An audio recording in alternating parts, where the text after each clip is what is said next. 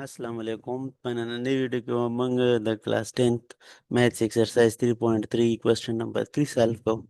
د کوېسچن 3 سټیټمنټ هم دغه شان دی چې سپوز A is jointly proportional to B and C. دې کې صرف ویریبل چینج شوي دي. نو دا چې څومره سټیټمنټ ما ریډ کو دې ځای پورې زه دلته لیکم چې ګیون موږ سره څه دي. ګیون دي چې A is jointly proportional to B and C. بیا وایي دا ګیون انفارمیشن راکړي چې دې نه کیا معلوم کړئ دې نه کیا معلوم کړئ. نو کې معلومولو دپاره موږ به دا کنټینیو وساتو. پروپورشنالټي به اکویلټي ته چینج کړو، کې به راشي بي سي او بیا به پکې موږ دغه ویلیو پوټ کړو. پوټ A is equal to 4 B is equal to 8 C is equal to 9 او دا موږ کوم ځای نه لیکو ګیون دا موږ څه ګیون دی. صحیح ده که نه؟ دا چېرته پوټ کولی دا ویلیو په دې کې پوټ کول. نو A به موږ څه پوټ کړو 4 کې په خپل ځای B په ځای 8 او C په ځای 9.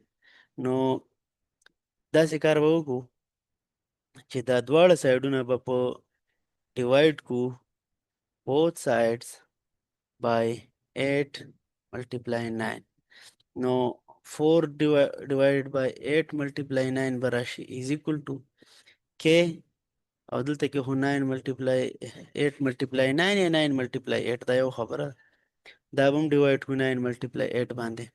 نو دا دواړه به کینسل شي او دې ځای کې به دا 2 راشي دا به 4 ځکه چې 4 4 1 او 4 4 1 او 4 4 2 8 ها 9 8 شي ملټیپلای شي 18 به شي از اکول ټو کې. نو د کې ویلیو موږ سره راووته 1 ډیوایډډ بای 18. دا ویلیو به موږ پوټ کو پوټ ان اکویشن 1 دې ته به زه اکویشن 1 ورکړم کنه. پوټ ان اکویشن 1 اکویشن 1 کې پوټ کو نو اکویشن 1 به موږ سره داسې راشي چې A is equal to